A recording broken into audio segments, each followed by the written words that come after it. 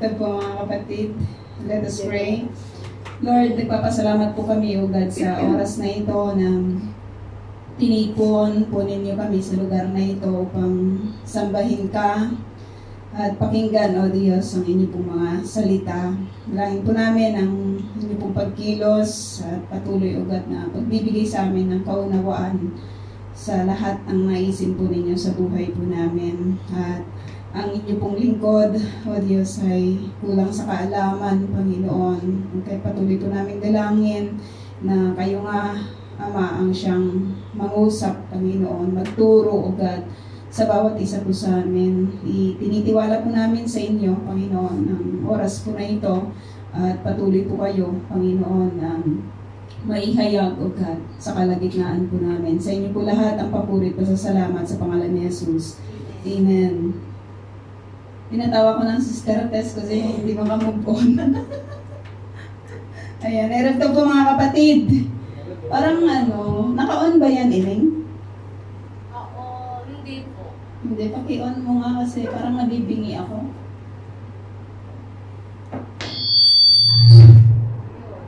Yan, sino? Masyadong mataas. Malakas naman siya. Bababa. Bababa. Nagtitiktok pa rin. Patayin mo na lang. Ayan. Naririnig naman po, ano? Ayan. Ipagpapatuloy po natin, mga kapatid, yung ating pag-aaral dito po sa book ng Matthew. At nandito na po tayo sa chapter 14. No, hindi pa tayo tapos dito po sa chapter 14.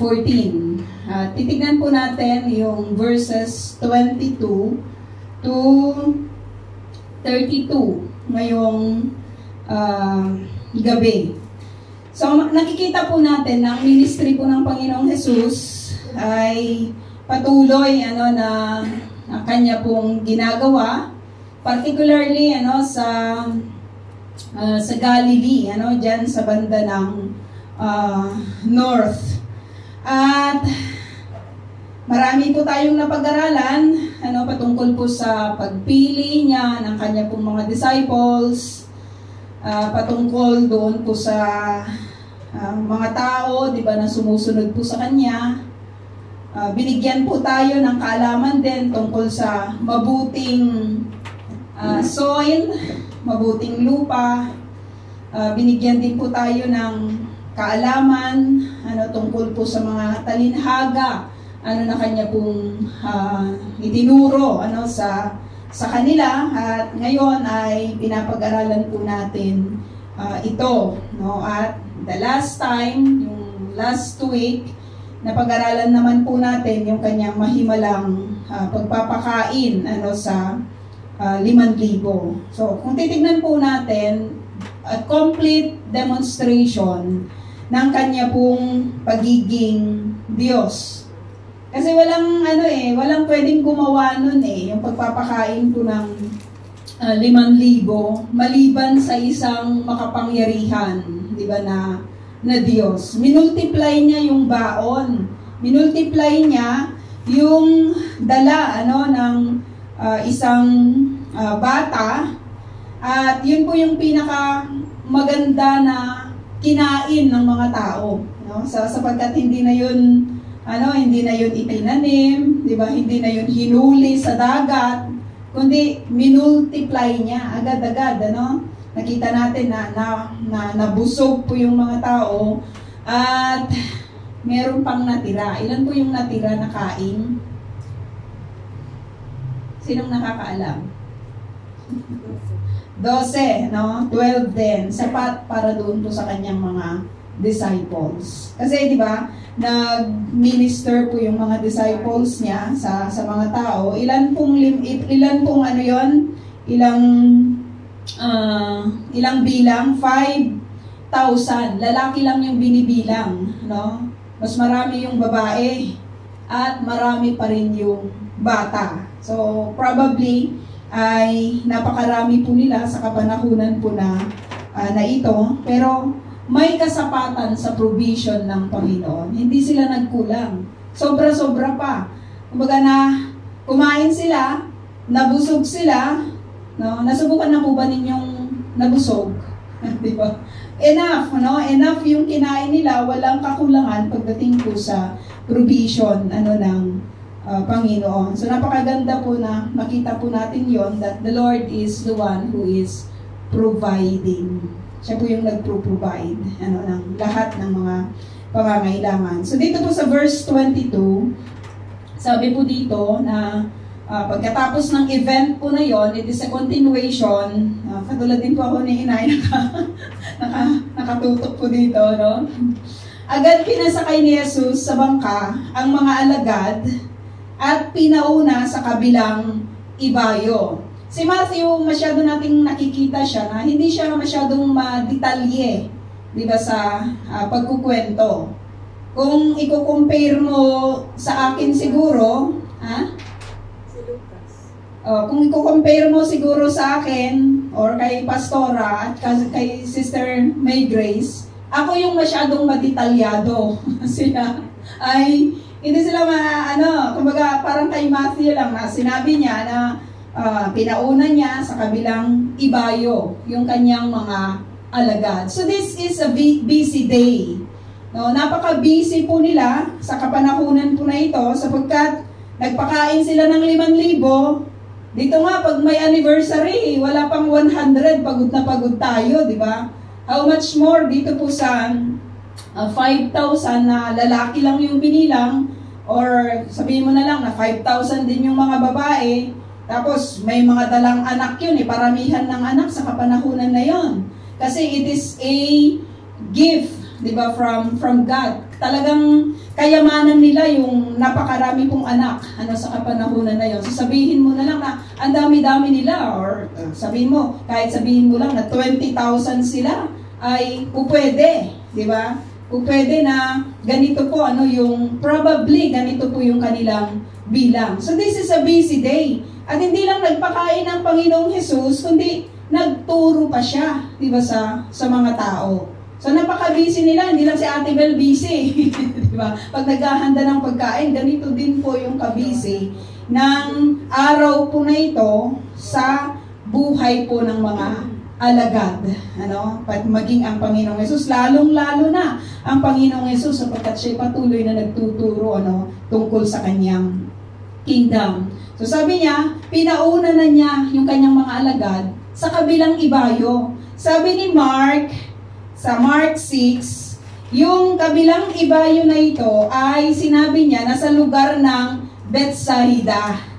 Dalawa pala yon, yung Bethsaida na yon, Pastora, yung sinasabi mo. Na meron doon sa upper, yung pinuntahan natin, yung sa bundok, at meron din dito sa lower na part na malapit po doon po sa Sea of Galilee. Sabi ni John, sa Capernaum.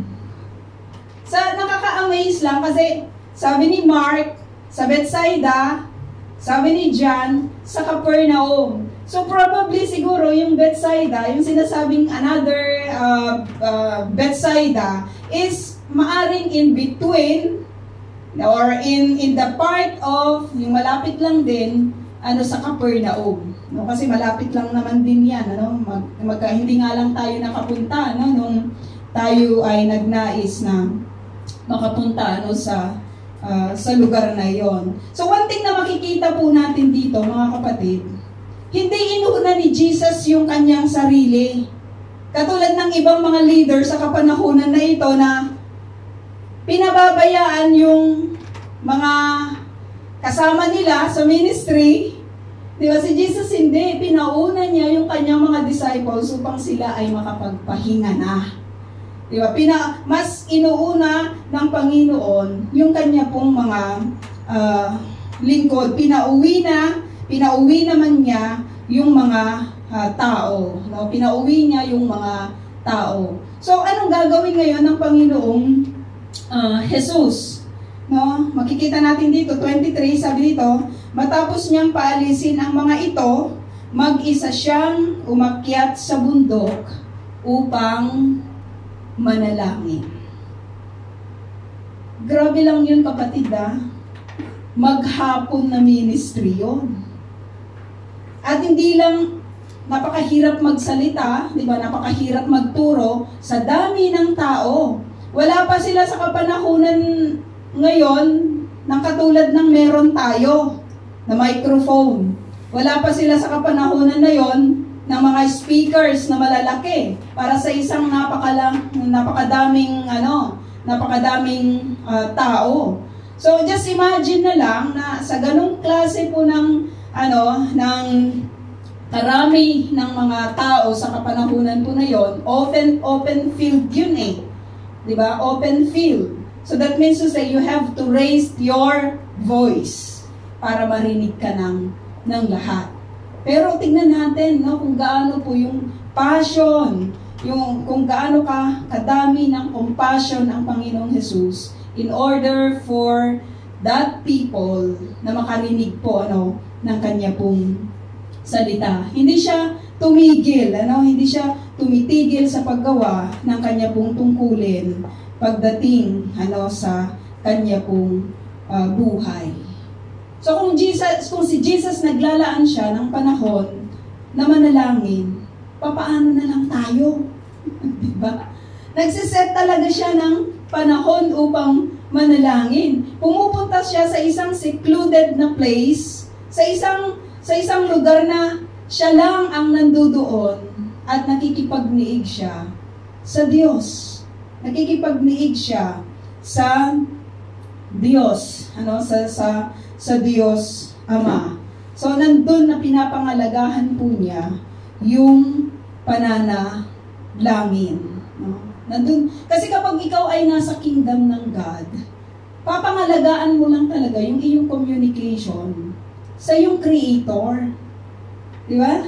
Papangalagaan mo lang talaga. Subukan mo nga sa isang relasyon tapos wala kayong communication. Hindi ako naniniwala doon sa sinasabi sa Facebook na yung mga totoo daw na mga magkakaibigan, yung totoong mga magkakarelasyon, kahit wala daw communication, lagi daw nandoon yung kanilang pagmamahalan. I don't agree doon. Kasi any kind of relationship needs communication.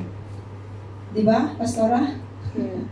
It really needs communication. At nakikita po natin dito si Jesus na lagi po siyang naglalaan ng kanyang panahon to pray. Manalangin sa Ama. Binibigyan talaga niya yon ng pagpapahalaga. At nakita rin po natin, sabi dito, nag-iisa siyang inabutan doon ng gabi. Ang tagal namang manalangin ni Jesus tayo, di ba? Minsan ang email natin sa umaga na. Kasi nakatulog ka na eh. Di ba? Pray ka ng pray. Nahiga ka. Napagod ka. Ang dami mo nang binanggit sa Lord. Kasi si Ima, kasi si Aba. Napagod ako ngayong araw.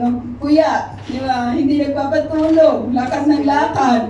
Di ba? Salita ng salita. Kaya nahiga ka ng nanalangin at ang amen mo ay sa umaga na. Diba? Kasi nakatulog ka na. Pero si Jesus hindi ganon. Pagod man siya sa kanyang maghapon na ginagawa, di ba Sister Tess? Pagod siya sa kanyang pagtuturo, di ba? Pagod siya sa kalalakad.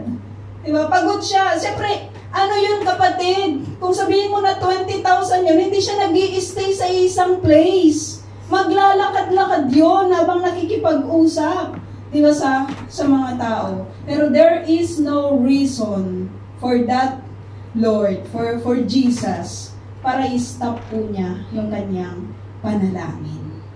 He needs to communion, diba? Commune, diba, with the Lord, with God, no? Grabe lang talaga yung kanyang connection. Kasi sa Diyos nang gagaling yung kanyang lakas. Sa Diyos nang gagaling, He is in the flesh. At nakikita po natin, di ba na, 100% God siya, 100% man, pero hindi po niya, hindi niya ginamit yung kanyang pagka-Diyos. Itinuturo lang, maging sa kapanahunan po na ito, that we really need to commune with our Creator. Ilang beses po kayong nananalangin sa isang araw? Si Jesus, inabot siya doon ng gabi. Inabot siya ng gabi. Nagpakain siya. Ang hirap namang magpakain kung madilim. Wala naman silang flashlight sa kapanahunan na yon. So, just imagine na lang na may araw pa nung siya'y nagpakain. At nakita rin po natin na very concerned siya sa pagbabalik ng mga tao na ito sa kanila pong mga lugar. So pinaalis niya sila nang nakikita pa nila yung kanilang dadaanan. Pero siya, nag-stay siya, hindi niya inuna yung kanyang sarili. Pagod ang flesh ko eh. Minsan ganyan, may lagnat ako, hindi ako makakapunta. Hindi ako makaka-attend sa BS kasi antok ako and everything. But God, si Jesus, hindi yun. Inuna po niya yung pananalangin. Tapos na yung isang araw eh. Nakakatawa lang sa Panginoon, tapos yung isang araw, pagod siya sa kanyang trabaho, pagod siya sa ministry, pero walang naging hadlang upang hindi po siya maglaan ng kanyang panahon na manalangin sa Diyos.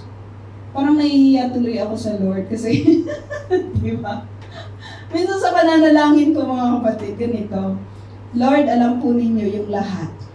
Kaya pinagkakatiwala ko na po sa inyo ang lahat. Amen. Diba?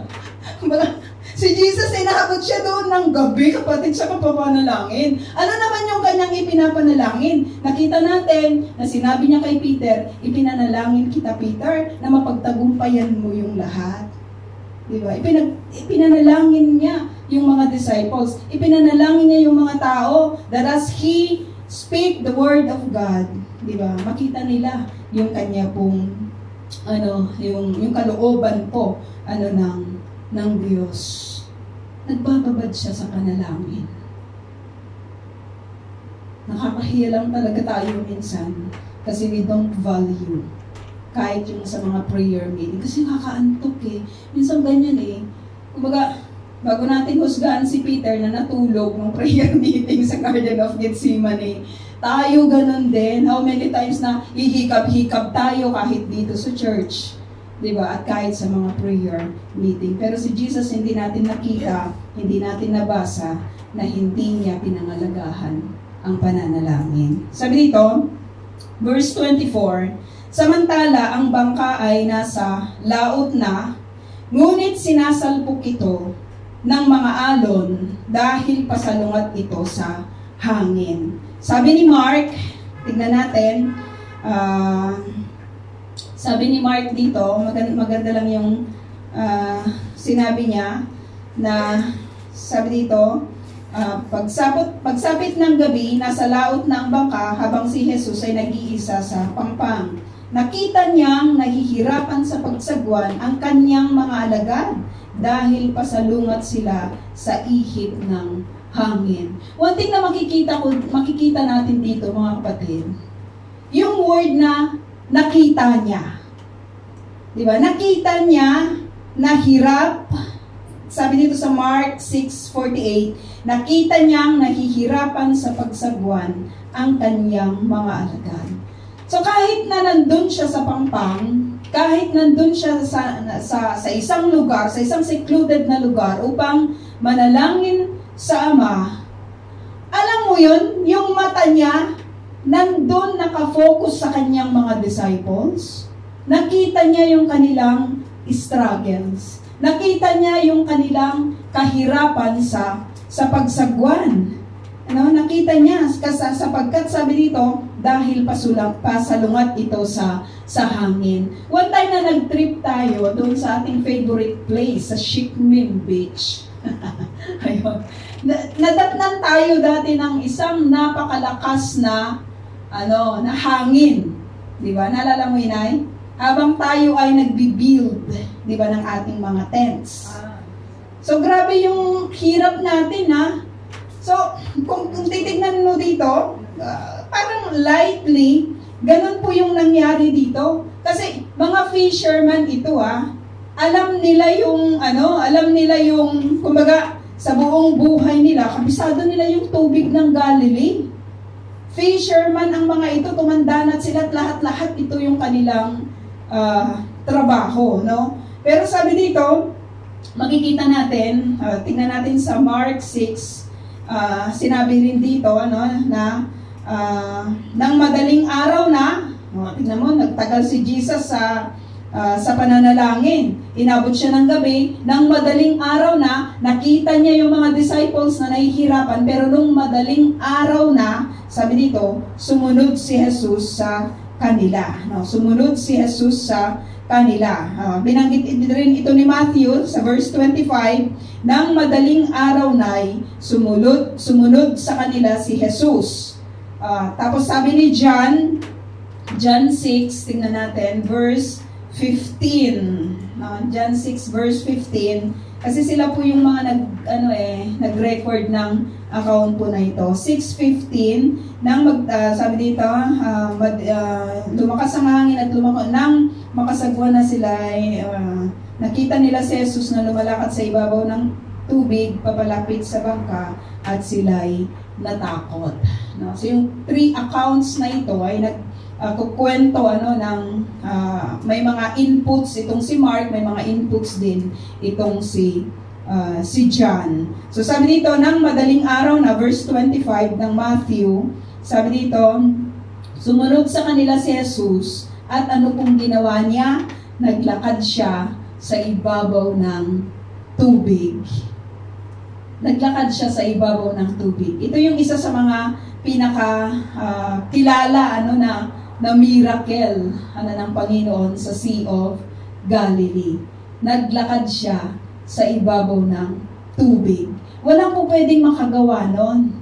No, walang po pwedeng makagawa nun. That's a personal thing, 'di ba? Na tanging Diyos lang yung pwedeng makagawa. Pwede tayong maglakad din, pero natatouch natin yung lower, 'di ba, na part ng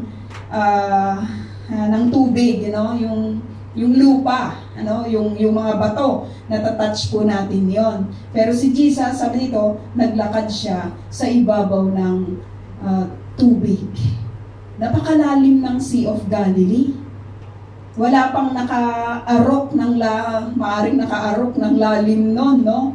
Or kaya, I don't know lang, hindi ko na-check kung may mga nag-i-scuba diving doon. Parang hindi ko pa yata na encounter, Pero nakita natin, ang miracle po na ito ay ginawa ng Panginoon. That speaks of His divine authority over nature. Siya lang ang pwedeng gumawa nun. Sabi niya sa tubig, maglalakad ako. At ang tubig, sinabi niya, sige, i-carry kita. Diba? Nag-obey ang nature sa Panginoong Jesus. Nung sinabi niya, stop, sabi niya sa typhoon, nag-stop. Pati hangin, diba? Pati unos ay kaya po niyang pa-stopin. He is in control, sa kahit na anumang nature, sa kahit na anumang klase, nang nakikita natin sa ating pong paligid. At sabi dito, let's continue, ikaw ba naman makakita ng naglalakad sa ibabaw ng tubig? Mga fisherman ito, mga kapatid, ang buhay nila ay nasa laot. Kabisado nila yung tubig. Maging yung amoy siguro nito at yung mga isda, ay kabisado po nila. Pero yung makakita ka ng madaling araw, di ba? Na isang naglalakad sa tubig, maaintindihan natin yung kanila pong reaksyon. Sabi dito sa verse 26, kinilabutan sa takot ang mga alagad nang makita nilang may lumalakad sa ibabaw ng tubig. Kinilabutan. First time nilang makakita, ng isang nilalang na naglalakad, sa ibabaw ng tubig. At ano yung kanilang nabanggit? Ang sabi nila, multo. Multo nga naman. Paano naman paano naman mangyayari yun? Parang yung sa akin lang, parang may nakita ko kung cross sa kalangitan, yung pala, yung screen lang. Parang, lang yun, false alarm. Sabi ko pa kay Pastora, Lumabas ka, may cross. May cross talaga, sabi ko. Paglabas niya doon sa kinaroroonan niya, wala namang cross. Yung pala, yung screen lang yung nakita ko. Nadoleng lang ako doon, no? Pero dito hindi, mga kapatid. Lahat ng mga alagad nakakita na ang Panginoong Jesus ay naglalakad sa ibabaw ng tubig. Maraming gumagaya sa kapanahunan na ito. No, kung i-scan mo yung YouTube, may mga gumagaya. Pero may mga nilalagay naman sila sa sa dinadaanan nila na something na magfo-float. No, pero si Jesus walang ganun. talagang yung kanyang authority lang over nature ang siyang bumana. No? Talagang nakita lang natin na sabi ng tubig, i-carry ko po kayo. Diba? Hindi kayo lulubog. No, nung maaaring sinabi ng Panginoong Yesus, steady ka lang water, ang water nag-obey. Diba? Ang water nag-obey. Nung sinabi niya sa lupa, magpabukal ka ng tubig, bumukal ng tubig. Ganun po yung authority ng God. No? Grabe po yung display ng authority ng Lord. At ang sabi nila, one thing na makikita pa natin dito, mga kapatid, naglakad si Jesus exactly doon sa place na kung saan nandun ang mga disciples. Kasi kita niya yung hirap nila, di ba, sa pagsagwan. Or maaring sabihin man natin na ang lawak-lawak kaya ng Galilee. Paano mo naman kung sabihin man natin na sige, pinauna ko na kayo sa Bethsaida, alam ba ni Jesus kung saan yung eksaktong location ng mga disciples sa kapanahunan na yon, na sila'y binabayo ng matinding hangin? No? O kaya papunta man sila sa Capernaum or somewhere in that place. Paano naman malalaman ng isang ordinaryong tao yung exact na location mo? Sa Capernaum na nga lang, di ba? Hindi tayo magkaigihan kung nasaan na si Pastora. Di ba? Saan si Pastora? Lapit-lapit lang, no? Di ba? Kasi lagi yung hinahanap pag gano'n. Saan si Pastora?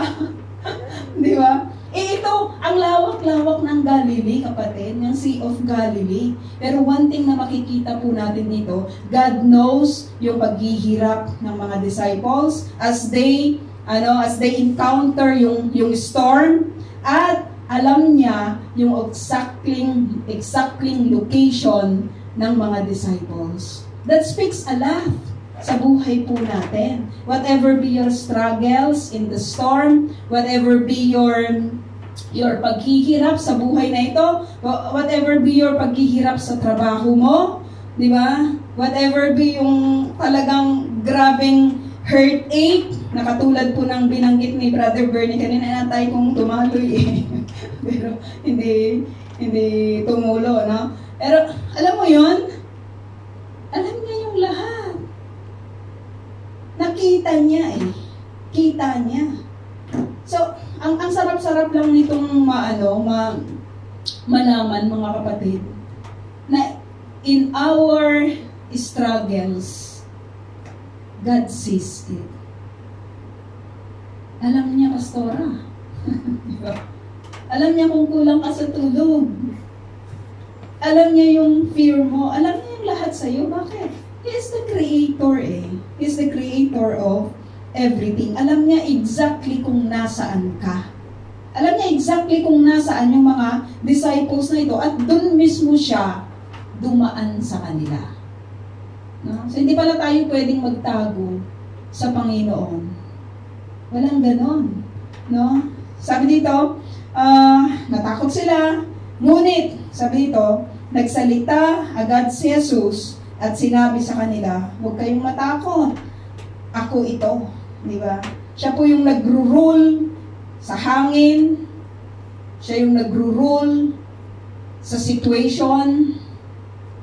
At siya po yung nagbibigay ng kapanatagan sa isang tao na natatakot. Siya yung nagbibigay ng ginhawa sa isang taong nahihirapan. Grabe lang yung Diyos na ito, ha? Sinong katulad niya?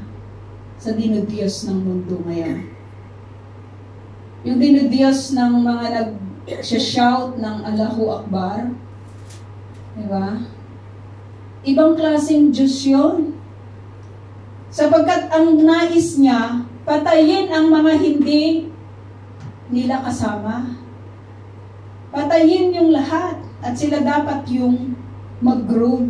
Pero yung Diyos na kinikilala po ng iglesyang ito at maging ng lahat ng mga mananampalataya sa Panginoong Jesus, ibang klaseng Diyos siya. Grabe yung kanyang compassion, grabe yung kanyang pag-ibig, grabe yung kanyang power. Kaya kung ipagpapalit lang talaga siya, kawalan ito ng tao. Niro-rule din niya yung puso, di ba, ng tao. At siya po yung nagbibigay sa kanila ng protection. Siya yung nagbibigay sa kanila ng kapanatagan. Yun yung wala sa mga hindi mananampalataya. Wala silang kapanatagan. Sinabi ni Pedro, ito na si Kuya, sinabi ni Pedro, sabi niya, Panginoon, ito kasi parang Batanggen niya itong translation nito eh. Di ba? At nagsabi, Panginoon, kung ikaw nga ay papariyanin mo ako sa ibabaw ng tubig. Dito naman, Panginoon, kung talagang ikaw nga yan, papuntahin mo ako diyan sa kinaroroonan mo sa ibabaw ng tubig. Sabi ng iba, nag-show off lang itong si Peter. Gusto niyang maranasan lang, di ba, for a show. Ikaw, mag-show ka, madaling araw to. Di ba? Paano naman yung, naman klase, sino naman kung magpapakitang gilas lang si Peter, walang makakaano. Walang mga taong papalakpak sa kanya. Madaling araw na to. At isa pa, magpapakitang gilas ka sa panahon ng malakas ang hangin. Di ba?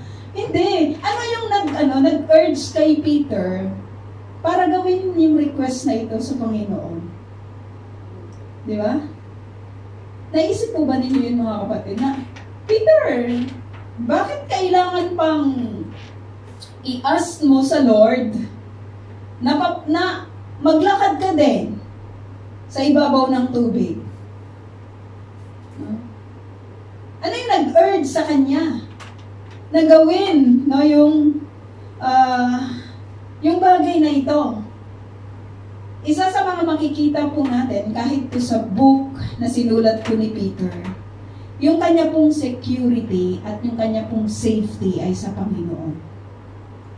Kaya kahit delikado yung sitwasyon, nung sinabi ng Lord na, ako to, huwag kayong matakot, He wants to be beside the Lord.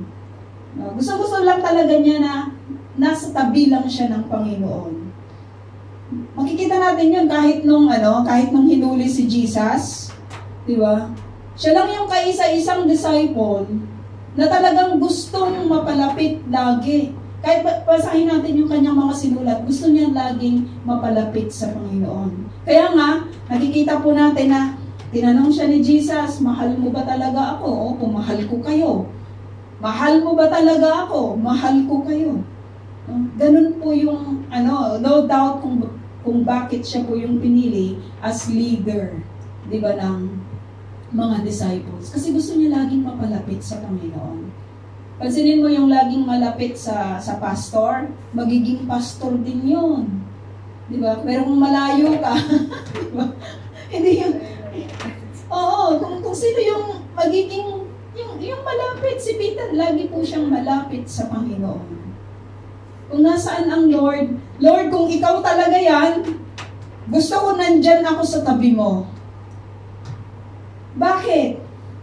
Kasi ikaw po yung safety ko. Ikaw yung security ko. Diba? Ikaw yung safety ko, ikaw yung security ko. And one thing na makikita po natin dito, kung papaano po ibinigay ni Jesus yung kanya rin pong pag-ibig kay Peter. Sabi niya, Peter, wag na, diyan ka na lang sa bangka, pupunta na lang ako dyan. Pero He wants Peter to experience yung sinasabi pong yung bagay po na ito, no? Yung account po na ito. Kasi sa life ni Peter, hindi pa niya yun naranasan kahit gaano pa siya kagaling mangisda. Kahit 24 hours siya sa laot, hindi niya yun naranasan. Pero ipapatutuo niya sa buhay niya. Kaya nga yung kanyang preaching sa book ng Acts, ilang tao yung naligtas doon? 3,000. Very powerful kasi yung message niya. Bakit? Gusto niyang laging malapit sa Panginoon at isa siya sa mga living testimony ng miracle ng God. Matindi yung kanyang pinagdaanan. Pagdating sa kanyang paglilingkod sa Panginoon. Sumagot si Jesus, ang sabi niya, makikita po natin dito, yung protection ng Lord dito po kay Peter. Sabi niya, halika Peter. Come. Diba? Ang sarap lang nun, kapatid, na si God, kung gusto mong lumapit sa Kanya, He will not cast you out. Sabi niya, halika. Gusto niyang iparanas dito kay Peter na secured siya sa kamay ng Panginoon. Hindi niya sinabi, wag na. Minsan, lagi tayong nagsasabi na, wag na. Diba? Pero si Jesus, lagi siyang nagsasabi, come. May din siya, ang dami niyang paanya niya, come unto me, all of you who are heavy laden, and I will give you rest. Come, halika, sabi niya dito po kay Peter.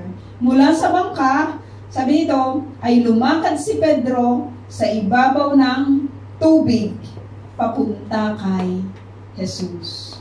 Walang imposible pala sa isang tao, diba?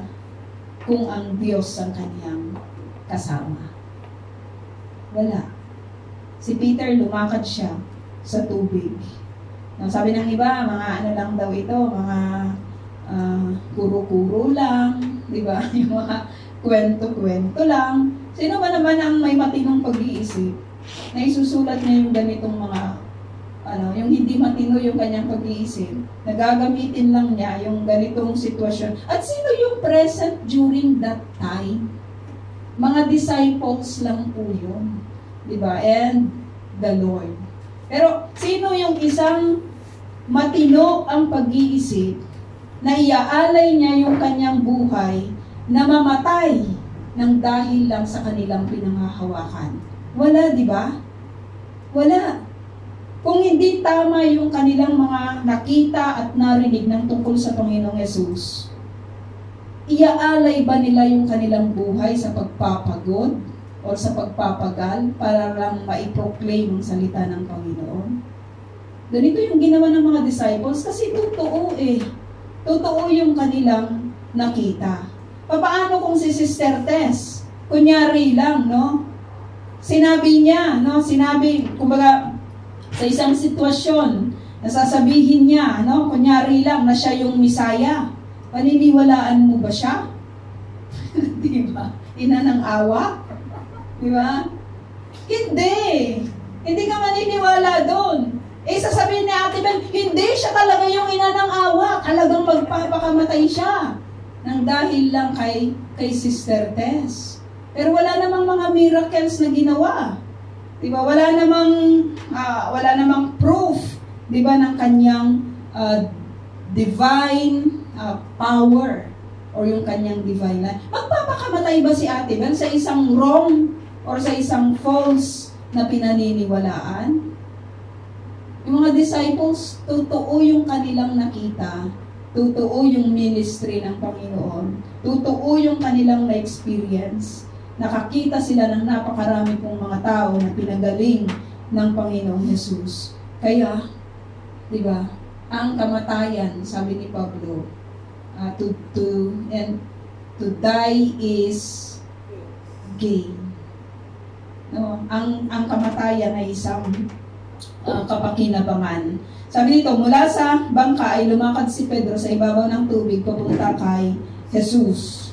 Ngunit, nang mapansin niya na malakas ang hangin, siya ay natakot. O si Peter ito, kabisado niya yung lugar, kabisado niya yung tubig, kabisado niya yung place, tumanda na siya doon.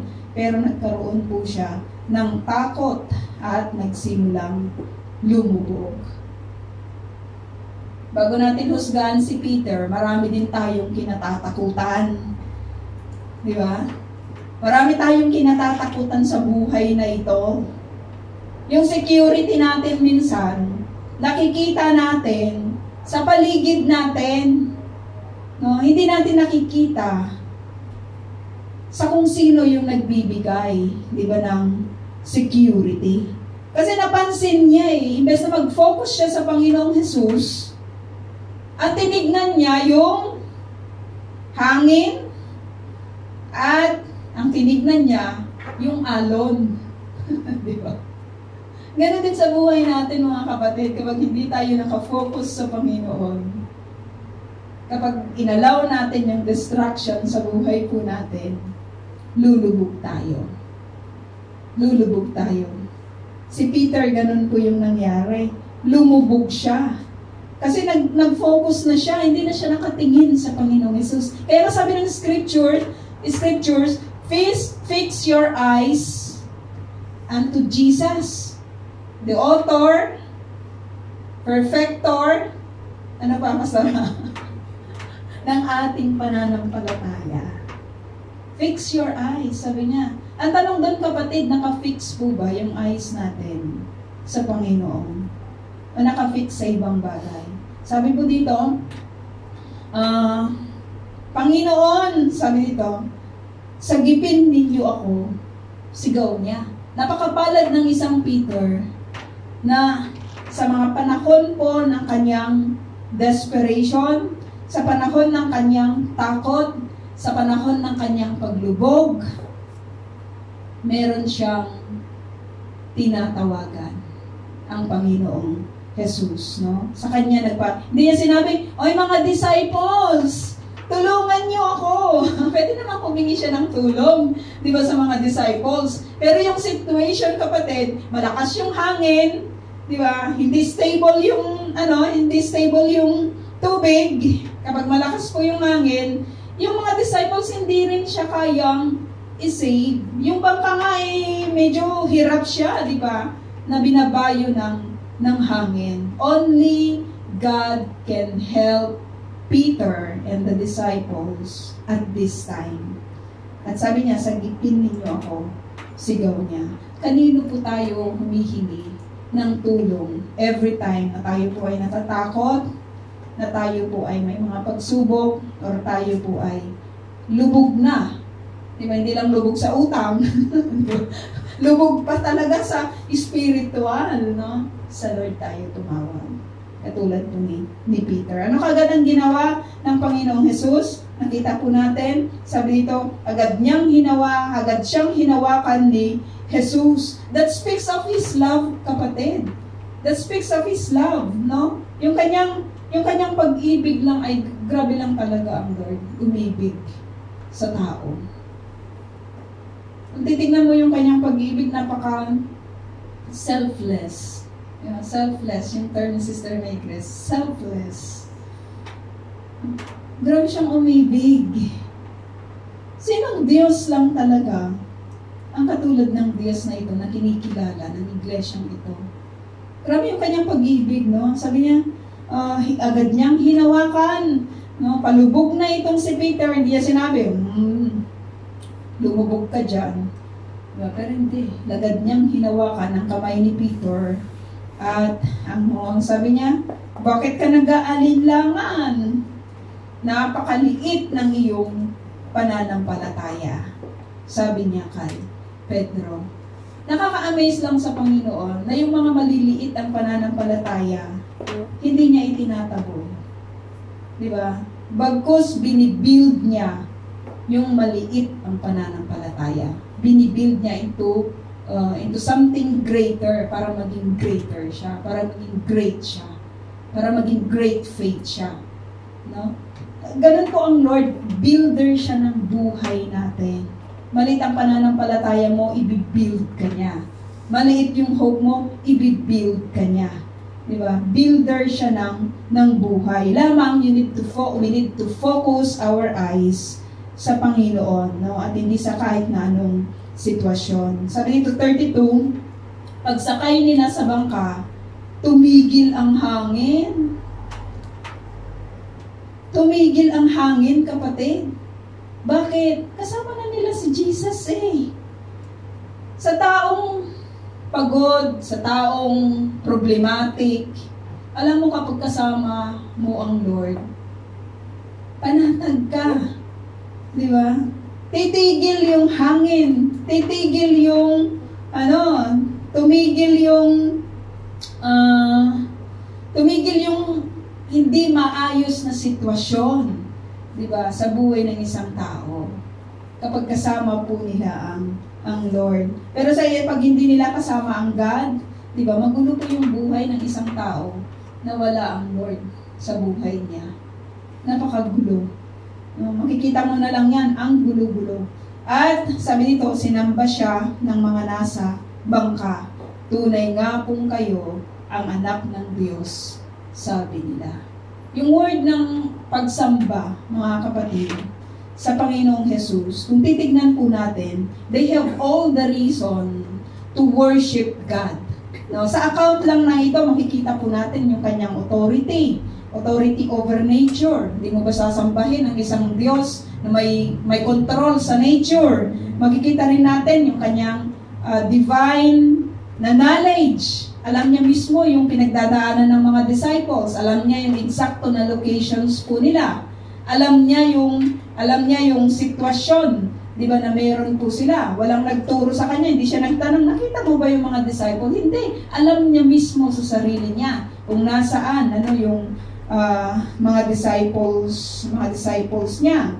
At nakita rin po natin yung kanya pong protection sa kanya pong mga likod. Hindi niya pinabayaan na magkalunod-lunod, di ba, yung kanyang mga disciples. Prinotektahan po niya ang kanya pong mga lingkod, no? Binigyan sila ng safety, no? Maganda yung sinabi ni Mark dito sa last part na sinabi niya po dito na sabi dito, tuwang-tuwa nilang pinasakay si Jesus at kaagad na nakarating ang bangka sa kanilang pupuntahan.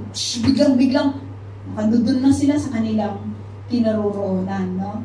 Kumbaga parang yung rapture lang na sa isang kisap mata nasa piling ka na, di ba, ng Panginoon. Kasi safe yung journey mo kapag ang Lord po yung iyong kasama. Tapos bigla i-carry lang talaga ng Lord, di ba, yung kanya pong mga lingkod. Kaya uulitin po natin, mga kapatid, hindi po kawalan ang maglingkod sa Panginoon.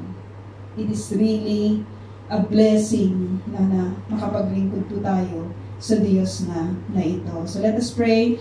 Salamat po, God, na minsan pa ipinakita po ninyo sa amin at pinaalala po ninyo sa amin, O Diyos, na kayo ay makapangyarihan, O God.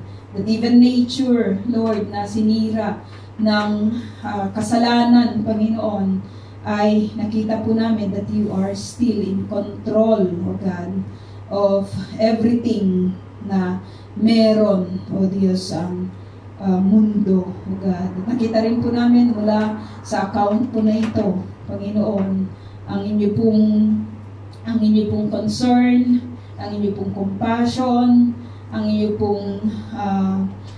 pong malawak, O Diyos, na kaalaman, Panginoon, sa bawat sitwasyon na kinakaharap, O God, ng inyo pong mga lingkod. And you are there, you are the help, Panginoon, in times of need, O God. Marami po kayong mga pinatunayan, O Diyos, na pagtulong na inyo pong ginawa sa inyo pong mga lingkod. At nakita po namin that even sa account, Panginoon, ni Peter, na napakaliit ng kanyang pananampalataya sa sitwasyon po na ito, Panginoon, sinulat po niya sa kanya pong libro, O God, ang patungkol sa pagtitiwala, Panginoon, sa inyo. At Ama, maraming salamat na minsan pa, kahit sa buhay po namin ngayon, ay kaya po ninyong gumawa ng himala, O God. Kaya po ninyo kaming protektahan, kaya po ninyo kaming tulungan, O Diyos. Kaya po ninyo kami, Panginoon, na pagtagumpayin sa lahat ng aming pong mga kinakaharap. At nais lamang po namin na ibigay sa inyo, Panginoon, ang aming pagpupuri, na katulad ng mga disciples na ito, yung mga totoo, Panginoon, ng mga disciples na tumanggap, Panginoon, sa inyo. Makikipagsaya po kami sa kanila balang araw sa kalangitan, O God, na kayo po yung pinili po namin na paglingkuran. At naniwala po kami sa mga accounts, O God, na nababasa po namin at pinag-aaralan mula sa inyong mga salita. Dalangin ko po, Panginoon, na ang account po na ito na napag-aralan po namin ay tunay na titimo, O Diyos, sa puso at isipan ng bawat isa po sa amin. Makapangyarihan po kayo na Diyos. Grabe po yung inyong pag-ibig. Grabe po ang inyong protection, Panginoon. Grabe ang inyong pong power, O God, na i-display, Panginoon, sa amin pong pinag-aralan. Kung kaya't patuloy, nadalangin po namin na patuloy po ninyo kami, O Diyos, na kalingain, O God. Patuloy po ninyo kami, Panginoon, na tulungan, O God. Increase nga po ninyo yung aming pong pananampalataya, Panginoon. At ang aming mga desires, O God, ay patuloy na isubmit, O God, sa inyo. Maging delight nga po nawa ang aming pong mga sarili, Panginoon, sa inyo. Pinupuri ka po namin at pinasasalamatan, O God. Madakila ka at patuloy na makita sa buhay ng bawat isa po sa amin. I-build mo nga po, Panginoon, ang bawat isa po sa amin para sa inyong kapurihan. In Jesus' name, we ask all these things. Amen.